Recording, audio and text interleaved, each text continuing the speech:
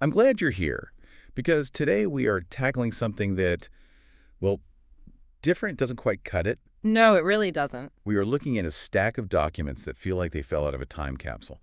But I honestly can't tell if the capsule came from the ancient past or a very strange, very specific future. It's definitely a bit of both. It's a collision of high tech and high mud, if that makes any sense. It makes perfect sense once you start reading. Right. We are looking at a text by Benoit Nonie-Lapierre dated January 27, 2026. So technically, we are reading a dispatch from the near future. Right. Which is already a weird starting point. The title is Living Flat Metabolism Declared. And declared is the operative word there. This isn't a proposal. It's not a maybe we should try this. Yeah. It's a manifesto of something that is already happening right now, or I suppose right then in 2026 in the Kinema district of Sierra Leone. Right. And just scanning the first page, my spell check basically exploded. I mean, we have words like kinemaction, Playla stamina org, somoplite. Yes. It looks like a sci-fi novel written by a philosopher who doubles as a bricklayer. That is actually a surprisingly accurate description. Yeah. The density of the language is the first hurdle, for sure. But the mission of this deep dive isn't to get bogged down in the vocab test. No. It's to unpack a worldview that refuses to be just a theory. It claims to be a lived operational grammar. A lived operational grammar. So not something you just, talk about at a dinner party. Not at all. It's a covenant. The text argues that knowledge isn't something you get from reading a book in a library. Which is how we got this text. The irony is not lost. Right. But it claims knowledge is generated through what they call somophotic endurance. Somophotic endurance. Which is a fancy way of saying physical stamina. Physical stamina, yes. But specifically stamina applied to maintenance. And also palmpraxis. Hands-on work. Yeah. Praxis from the Greek for doing. So palm doing. Yeah. Literally hands-on. Exactly. The central premise here is a total rejection of vertical hierarchy. We are so used to living in a world of top-down commands, boss to employee, government to citizen, even mind to body. Sure. This text proposes a flat, horizontal existence. It's about maintenance, repair, and sweating together. It sounds almost like a survivalist manifesto when you Yeah. put it like that, but then you read it and it's poetic. It really is. It's about hauling water, fixing walls, and living off-grid, but described with the complexity of a quantum physics paper. Yeah. It's not just let's go camping. No, it's let's restructure the ontology of the universe while we mix the cement. Exactly. And it connects the mud on your boots to the structure of reality itself. And that geographical grounding in Kinema is crucial, right? Oh, absolutely. If you read this expecting like abstract French philosophy or some kind of Silicon Valley tech utopianism, you're going to miss the point completely. Because it's from the ground up. It is from the ground up. This is about what they call delta T squared. Okay, let's unpack this.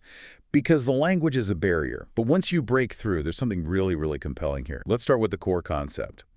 What exactly is flat metabolism, and what is delta T squared? Okay, so to understand flat metabolism, or delta T squared, you have to understand what it is reacting against. Most Western philosophy, and frankly most global organizational structures, are vertical. Right. God is up, we are down. Exactly. You have God or truth or the CEO up in the sky or in the realm of pure ideas, and then us down here in the mud carrying out orders. Nonie-Lapierre is arguing for flat to theology. Flat onto theology. Break that down for us. It is a mouthful. But ontology is the study of being. Theology is the study of the divine. He's saying the divinity isn't up there. Transcendence in this system loses altitude. It crashes into the ground. So God is in the mud. God is in the Amana Stone. That's one of his terms. The Manstone. Divinity is found in the passing of tools, the sound of work, the dusk breeze, and the continuity of repairing things. It's not a belief system you hold in your head. It's a maintenance rhythm. I love that phrase, maintenance rhythm. It shifts the focus from what do I believe to what am I maintaining? Yeah. It feels much more tangible. Precisely. And this is happening in Kanamagora, which is the name of the specific location or house in Sierra Leone where this is being lived out. It's a portmanteau of Kinema and Agora, the Greek meeting place. That's it. And he's very, very clear on this point. This isn't a theory for Kinema, it's a grammar from Kinema. It emerged out of the soil there. And that leads to this idea of non-auto anthropology. I stopped on this section because it seemed like a direct critique of how we usually learn about other cultures. It is. Usually, anthropology is some guy in a pith helmet watching people and taking notes. It is a scorching critique of that. Yeah. Usually, anthropology involves a spectator, an observer. The source says that is impossible here. You cannot be a spectator. Why not? Because, and this is a direct quote, the knower sweats the system. The knower sweats the system. That should be on a t-shirt. But what does it mean practically? It means you can't understand it from the outside.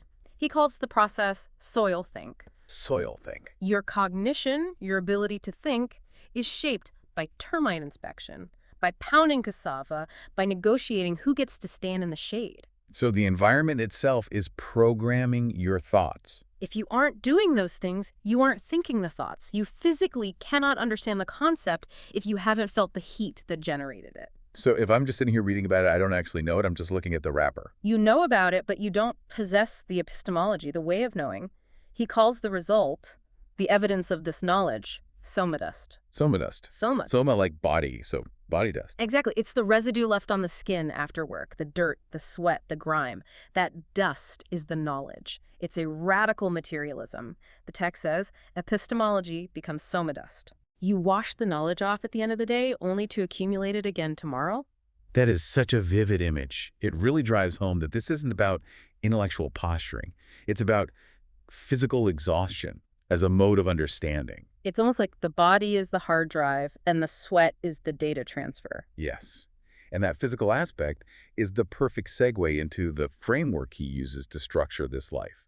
Because it's not just random work, it's highly structured. Oh, incredibly structured. He breaks it down into 4 axes. But again, because this is delta t squared, they aren't just a list, they are a rotational function. Right, the quadratic recursion. It sounds like math, but he's describing daily life. Let's walk through these 4 axes slowly, because they seem to be the engine of this whole system. The first one is ultra. Ultra, the axis of ignition. He defines this as faith through fatigue or stamina org. Stamina org, like stamina is an organ of the body, a new organ. Exactly. We usually think of faith as a mental state. I believe in X. Here, faith is a physical capacity. It's the muscle that keeps you going. And he describes it as the long now of repeated upkeep. Yes, and that's key. It's a refusal of spectacular rupture. What does he mean by spectacular rupture, like an explosion? Sort of. He means waiting for a miracle. Waiting for the revolution, waiting for the big event that changes everything. The lottery win, the political upheaval, the tech breakthrough that solves all our problems. The deus ex machina. That's it. Ultra is the rejection of that waiting. It's trusting that if I keep fixing this wall, if I keep hauling this water, the world will hold together. So it's the heroism of drudgery. But viewed not as drudgery, but as aeon syntax. A timeless grammar of doing. The example he gives is trusting that the work will hold up even when the outcome isn't clear yet. So you keep mixing the cement even if you don't know if the building will ever be finished. Yes. It's faith expressed as muscle endurance. I will keep going because the going is what holds the world up. It's a profound redefinition of faith. Okay, so that's ultra, ignition, the spark that keeps you moving. Then we have the second axis, extra. Extra is the axis of circulation. He defines this as kinship, as syntax, or diasemion. Diasemion, another new word. Dia meaning through or across, and semion meaning signs. So signs passing between people. You got it. But notice the core definition.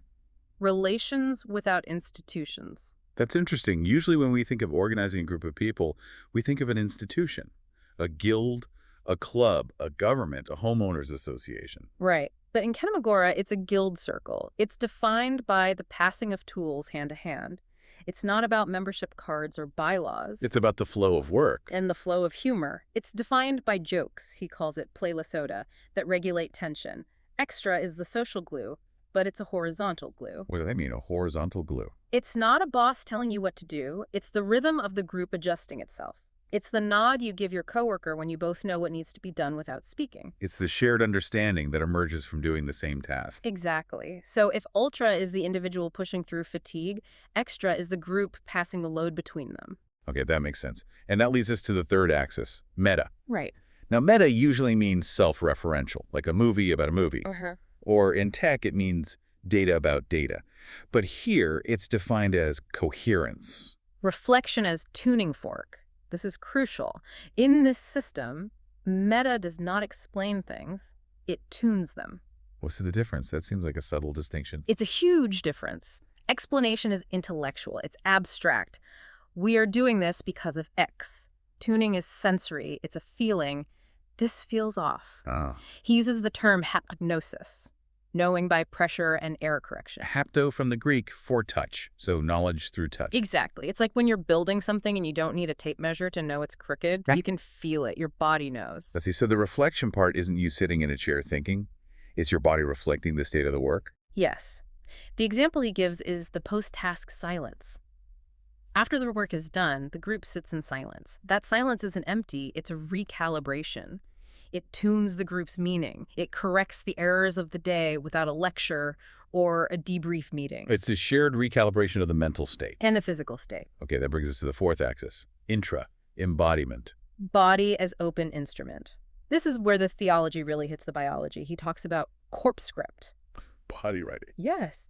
The idea that muscle memory stores theology better than writing does. How so? If you write a religious text, people can misinterpret it for centuries. They can argue over commas. But if you train your body to breathe in a certain way at dusk, or to hold a tool with a specific pressure, that knowledge is locked in. It's non-negotiable. Pomalung's matching wall temperature. That's a phrase from the text. It's incredible. Sounds almost biological, like the person's becoming a lizard or something. It's chronobiological attunement. The intra-axis is about the internal systems of the body breath, pulse, cortisol synchronizing with the external world. You don't just work on the wall, your lungs adjust to the heat radiating off the wall. You become permeable to the environment. You're not a sealed container working on an external object. You are an open instrument being played by the environment you are also shaping. So we have ultra-endurance, extra-social flow, meta, tuning reflection, and intra-body breath.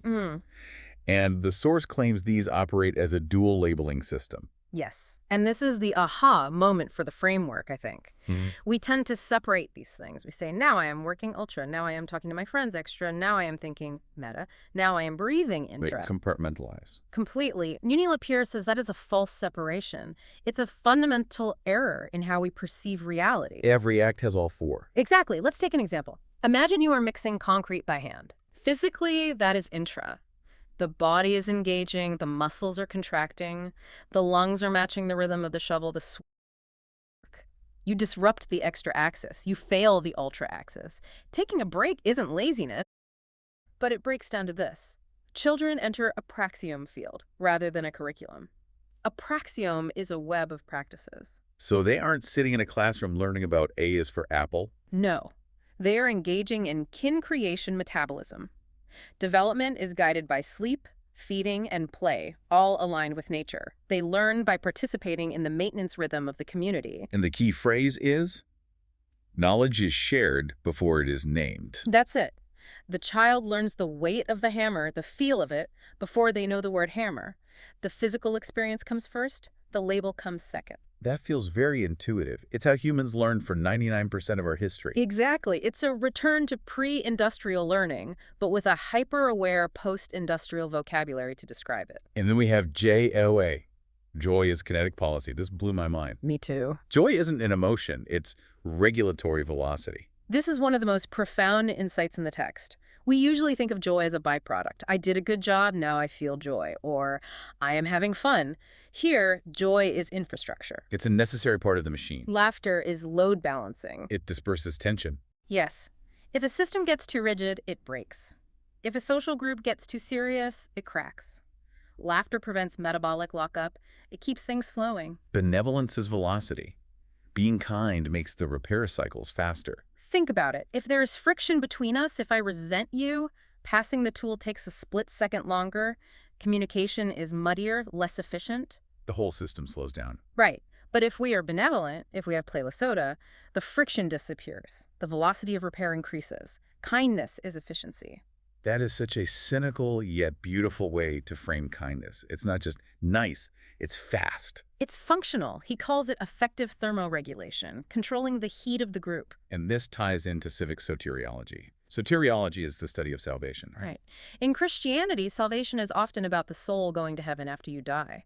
Here, salvation is repair circulation. It's about this life, right now. Redemption isn't about confessing your sins to a priest. It's about successful repair. You broke the wall. Yeah. You fix the wall, you are redeemed. Simple as that. The act of repair is the act of salvation. And humor regulates the system to prevent hierarchy or resentment. If I can laugh at you and you can laugh at me, We are equals. We're flat. No one gets to be holier than thou because everyone makes mistakes and everyone has to fix them. Exactly. So we've built this picture of a very local, very intense way of life. But the text claims this isn't just a hermit kingdom. It has implications for the whole world. Section 6. The bigger picture, Afrocentric neoculturation. This is where Uni Lapierre steps back and says, this is not a utopia we are planning. This is an accomplished present. He calls it a post-global consortium. And handmade modernity, I like that. Yes, it resists being reactive or derivative of the West. Often, developing nations are seen as catching up to the West. Kanamagora says, no, we're doing something else entirely. It's not about being behind or ahead. It's about being on a different track altogether. A different axis. They call it flat acceleration. Solar wiring, water hauling, wall repair. These create a modernity that is handmade. It is Afrocentric neoculturation. What does he mean by that exactly? It's taking the ancestral wisdom of the region and fusing it with a forward-looking, almost cyberpunk resilience. It's not a rejection of modernity, but a selective, grounded adoption of it. And speaking of cyberpunk, where does technology fit in? Because they use solar panels, they presumably use the internet to publish this text. For sure. But they talk about domesticating deterritorialization. That's a mouthful of Deleuzian philosophy, but the meaning is practical. Deterritorialization usually means the way global capitalism rips things out of context. McDonald's in Tokyo, iPhones in the jungle. Things that don't belong. Uni Lapierre says, we accept the tech, but we domesticate it. Imported tech must submit to the cadence of breath and climate. Exactly. You can bring an AI into the house, but the AI doesn't run the house. The AI is viewed as a neutral correlator or bias-dissolving mirror. That's a fascinating take on AI.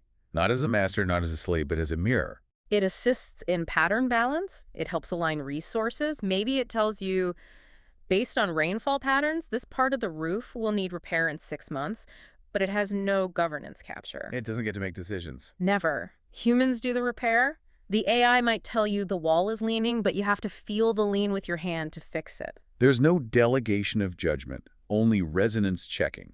That's the safety valve. You never let the algorithm decide. You let the algorithm suggest, and then you verify with haptic gnosis with your own touch and intuition. And this leads to exopsychoanalytic onto engineering, which is the most complicated way possible to say, fix the wall to fix yourself. Essentially, yes. Psychology is externalized. In the West, we go to therapy and talk about our feelings. We look inside. The talking cure? In kinema, you look at the wall. Therapeutic displacement. Tension migrates from your body into the materials. So if I'm angry, I put that energy into mixing the mortar. And by the time the mortar is mixed, the anger is transformed into structure. It's gone from a destructive internal force to a constructive external one. Healing occurs through shared making rather than narration. You don't need to tell me your trauma. We just need to build this roof together. The shared work heals the social fabric and the individual psyche at the same time. It's a compelling alternative, Yeah. the building cure. And it fits the flat philosophy perfectly. There is no hidden inner self deeper than the surface. Everything is on the surface. Everything is in the interaction between hand and stone. So we've toured the House of Kanamagora, we've learned the language, we've felt the heat. But the big question remains, does it work? The outro of the source brings us to verification. Kinemetric verification. How do we know this isn't just a cult or a fever dream? Right, what's the proof? The metric is durability times resonance times repair continuity. Answer formula. A very practical one. First, durability. Does the structure hold? When the monsoon comes, does the wall dissolve? If yes, the philosophy is wrong. Period. Second, resonance. Is the action shareable? Can I pass this task to you without a manual? Can a child learn it by watching? If I have to write a 100-page standard operating procedure, it's not resonant, it's too complicated, it's brittle. And third, can we fix it tomorrow? Repair continuity. This might be the most important one. If we build something so complex that we can't fix it when it breaks, it's a failure, it's a trap, it creates dependency. That is a harsh critique of so much modern technology. We build things we can't fix. Sealed iPhones, cars that need proprietary software. And therefore, we are not free. Kanamagora is about the freedom that comes from fixability, from understanding your own world enough to maintain it. The source argues that this deep dive isn't just a summary. It claimed to be a diagnostic of a living system that is bias-free, off-grid, and thriving right now. And that's the final provocation. Nooni Lapierre wants us to leave with the concept of maintenance hope. Maintenance hope. We usually hope for change. We hope things will be different. He suggests we should hope for maintenance. What does that mean? The certainty that tomorrow can be repaired because today was. It's a hope grounded in capability, not in wishing. That is a quiet, sturdy kind of hope. It's not flashy. It's not ultra in the igniting sense, but ultra in the enduring sense. It's the hope of the sunrise. It happens every day, but only if the planet keeps spinning. It's a reliable, rhythmic hope. The source mentions Prometopia. Right, a blend of Prometheus, who stole fire, Auto for Self, and Utopia. But he says it's not a future plan, it's an accomplished present. They're doing it right now. Hope emerges as maintenance confidence. I love that shift from optimism, things will get better, to maintenance confidence. I can fix whatever breaks. Optimism is passive. I hope it doesn't rain. Maintenance confidence is active. If it rains, I know how to patch the roof. So here's where it gets really interesting for you, the listener. We've thrown a lot of words at you. Kenem action, playlist soda, stamina.org. But if you strip away the neologisms, you are left with a question about your own life. What is your somaplitic endurance? What knowledge are you gaining through your own sweat, through the things you maintain every day? Are you just a spectator in your own life? Are you watching the system, or are you sweating the system? And when things break, relationships, objects, plans, do you look for a spectacular rupture to save you? A new job, a new city, a new you. Or do you engage in the long now of repeated upkeep? Do you pick up the pieces and start repairing? To know is to remain. To remain is to maintain. To maintain is already to believe. That's the quote I'm taking with me. It's a powerful covenant. It's a whole different way of looking at what belief is. It is. So as we wrap up, think about your repair continuity.